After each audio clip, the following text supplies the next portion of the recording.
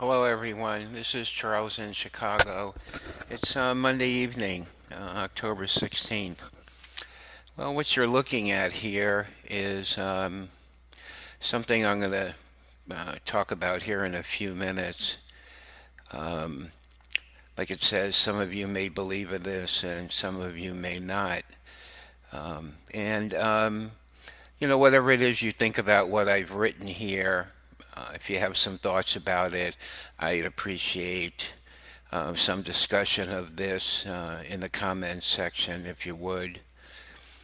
What I want to talk about to begin with is truth. Now, truth is something you can't prove. No one can prove truth. What is truth? Pontius Pilate asked Christ, what is truth? Well, he was looking at truth and he didn't recognize it. So we all have beliefs and we all have opinions and thoughts about different things. But to think that we're always correct is not a good thing. It's certainly not a good thing for our humility, that's for sure. I mean, my opinion is no more valuable than your opinion or anybody's opinion, really. And we need to learn to respect each other's opinions on whatever. Okay. So when I'm on the internet, I try to phrase things in a way that this is what I believe. And this is why I believe this. And if somebody comes back and attacks that or tells me that I'm wrong, then I end the conversation very quickly. It just goes downhill from there. Some people are sent by Satan, to upset our peace, to get us all riled up over one thing or another. And, St. Bernadette said, my job is to inform and not to convince. In other words, I believe what God, see here I said I believe, okay? I believe what God wants us to do is to state what it is we believe on any particular topic, explain why, and then just leave it at that. Trying to convince somebody that you're correct is not really a good thing. It's not a good thing for your humility, that's for sure. You need to respect that other people have different opinions and see things in a different way. So, there's really a lot to think about there. I really believe that there is, and trying to incorporate this into not only our interaction on the internet, but our interaction in everyday life with people who we have conversations with about, politics or whatever. Why is the weather the way it is? Why are all these fires in California? Um, you know, um, we have to realize that our beliefs are nothing more than beliefs. We can't prove our beliefs. We can't prove that we're right and another person is wrong. And this really shouldn't be our goal. Um, our goal is, I believe, to inform people and to interact with people and to it gives you an opportunity to treat others as equals so that you can have a disagreement over something and there's not any hard feelings. I mean, I believe God does want us to talk about what's going on in the world. I think He always has and He always will. But without approaching it all in a sense of humility and understanding that your belief is just that. It's not necessarily the truth. Now, it may be, and it's truth to you, but that doesn't make it God's truth. All right. Now, some of you may believe in something called the illumination of conscience. Others of you may not believe in the illumination of conscience. You see? So, I mean, I happen to believe in it. Very quickly, I believe the first time we heard about this was about 1960 in a unapproved church the church did not approve this apparition of the Virgin Mary in Garabandal, Spain, I believe it is, where she talked about that not so far in the future, God would illuminate the minds of every living human being and show them their sins. Now, in about the last 10 years or so, a lot of prophecy has expounded upon this. And it's supposed to be something like sort of like a movie that happens in front of you.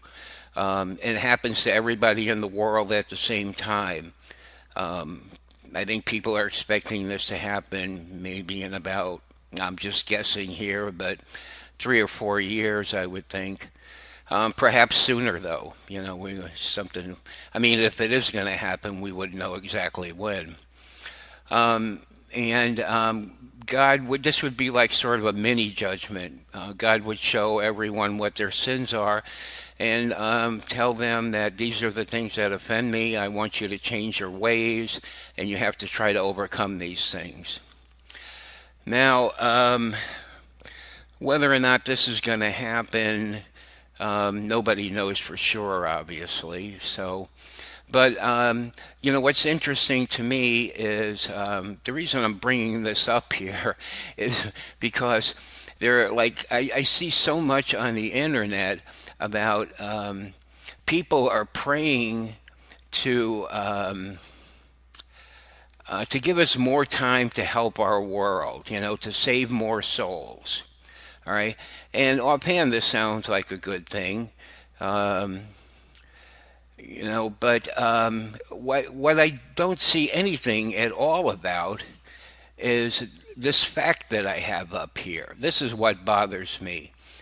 It's that's how many people die every year, 55.3 million. And that breaks down to like 153,000 people a day die, okay? So, like I said, I believe in the illumination of conscience, and I believe that if it happened a year earlier, that would mean 55.3 million people would have the opportunity to repent. And not die in serious sin and be condemned to hell. I have never seen anybody bring up this point before. It's maybe I'm oversimplifying this. There may be other aspects to this that haven't occurred to me. It's sort of a simplistic way of looking at things. But I think for those of us who believe that it could be the end of times, with people praying to give us more time to, it's like sort of like, putting off the inevitable here. It's like, hey, if it's going to happen, let's, let it happen. It's going to happen. If God says it's going to happen, it's going to happen. And stretching it out, all these people are dying every day, and if the illumination of conscience does happen, it seems to me that it would be much better that it would happen earlier. In other words, I would rather see people, instead of praying to, give us more time. Of course, people also pray to lessen the chastisements. But you see, in the end,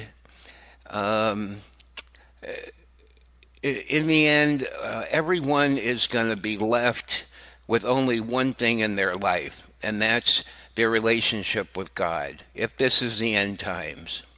Now, I believe it's the end times, but that doesn't mean that it is, okay? So, so eventually all this is going to have to take place. Whatever it is that's going to happen, where God is going to strip everybody of everything. I mean, the seals are, the next one is, I believe this is the first seal has already been opened. This is what we're experiencing now. The second seal is nuclear war. And then after that is starvation and pestilence. These are really, why people would want to like stretch these kinds of things out or put them off. You're putting off the inevitable. I mean, to me, people should just be praying to, well, I think one of two things, either the salvation of souls, or what I do is I pray about an hour and a half every day for priests. I pray that they will come back to the tradition of faith, that they will see the error of their ways, and that they will start being the kinds of priests that Christ calls them to be. Priests that he's proud to call you one of his priests.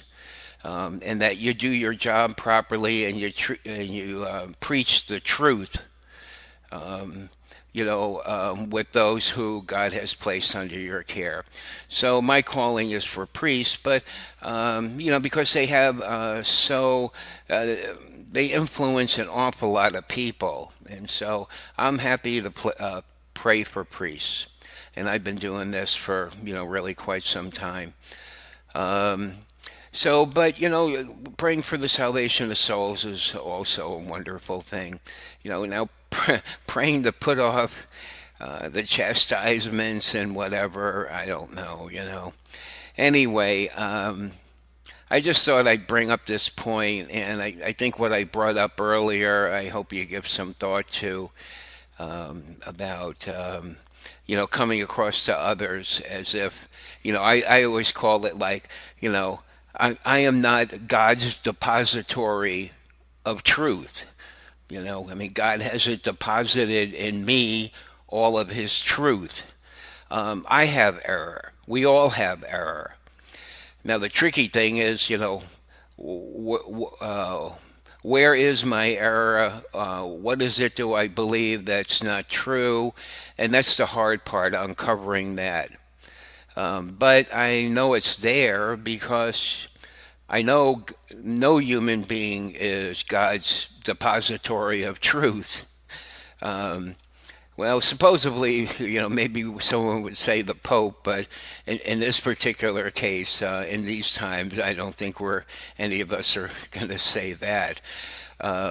If anybody comes close to that, I would say Cardinal Burke. But again, see, that's my opinion, and you may differ with me.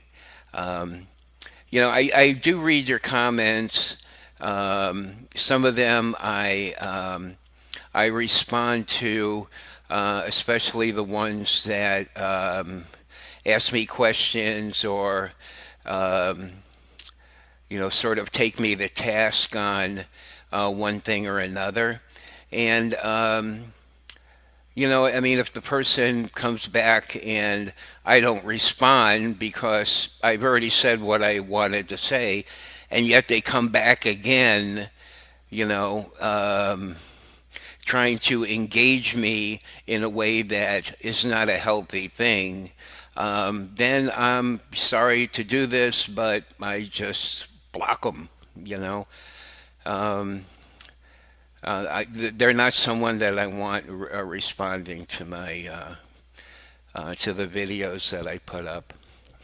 So anyway, I hope I've given you a couple of things to think about, and I don't know here. You want to take a quick look here at what is going on. I don't think usually Monday's a pretty quiet day. AL is ambiguous and not a Thomasistic document, says this filial correction signatory. I already told you about what Cardinal Burke said in the last. I think 4 bishops have stood behind. Where's this story here? I believe 4 bishops have signed on to Father Martin's book. Of course, that's 4 American bishops out of 190 something. So, um, let's see, what does that say here? Um, 4 U.S. bishops endorsed Father James Martin's pro-LGBT book. Um, there's really not too much to report right now. So anyway, here I'm going to let you go here. I've been talking long enough here about this subject, so I hope you'll give it some thought. And, we should always try to do better on the internet. Some of you may have no problem, but if you find yourself like in arguing, you're not really planting a seed that way. What the other person remembers is, you know, thinking like they got the upper end of the argument, they got the better half of it or something, and that's, I mean, that's nothing constructive or helpful. And it takes self-control to not react emotionally, and to know when it's time to step out of a conversation, because it takes, as they say, it takes two to tango, and if you step out of the conversation, then that's over with. So. It's something that, it's taken me years to work at. I used to be terrible at this. I would really get into arguments left and right, and now, thank God, I don't touch them with a 10-foot pole. I could just see it. You can just sense, you could just see in the way that the person presents what it is they've written. You can just see that, it's not a healthy thing to continue the conversation. So that's it for this video, and enjoy your day or evening wherever you are, and we'll talk to you again soon. All right, bye.